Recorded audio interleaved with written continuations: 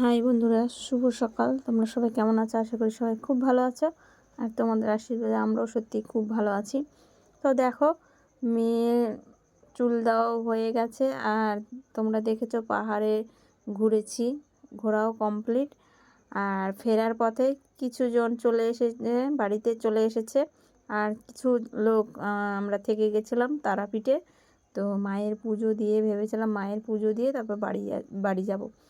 তো কয়েকজন চলে এসেছিলো, আমার যা ভাসুর সব দেওর ওরা চলে এসেছিলো, ননদ টনদরা চলে এসেছিলো। আর আমরা কয়েকজন ছিলাম। তো মায়ের পুজো দেওয়ার জন্য দেখো সকাল সকাল স্নান করে বেরিয়ে পড়েছি মায়ের পুজো দেওয়ার জন্য। আর যারা তারাপীঠে গেছো তারা তো জানো কতটা ভিড় হয় তারাপীঠে ভোরবেলা থেকে। এখানেও সেই ভোর 5টায় স্নান করেছি। স্নান করে সবাই বেরিয়ে গেছি মায়ের পুজো দিতে। ওই যে আমার ছোটো বোন সামনে যাচ্ছে আর আমরা সবাই পেছনে আছি। আর দেখলে পুটি সোনা কিন্তু ঘুম থেকেই ওঠেনি। পুটি সোনাকে ঘুম থেকে টেনে উঠিয়ে নিয়ে চলে এসেছি, কারণ সবাই চলে আসছে মন্দিরে, ওকে কে দেখবে। তো তার জন্য পুটি সোনাকেও নিয়ে চলে আসছি। আর এই যে দেখো কত জবা ফুল বিক্রি করছে। যারা দেখেছো তো তারা তো জানো কেমন হয় তারাপীঠে। আর যারা দেখোনি তারা তো জানো না, তারা দেখে নাও। যতটুকু পেরেছি আমি ভিডিও করেছি।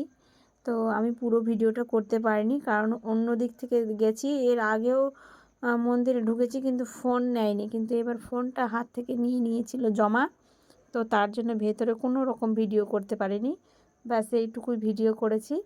আর এই যে দেখো আমি একটা মনস্কামনা বলে এই পাথরটা বেঁধেছি, জানি না আদৌ ফলবে কি না।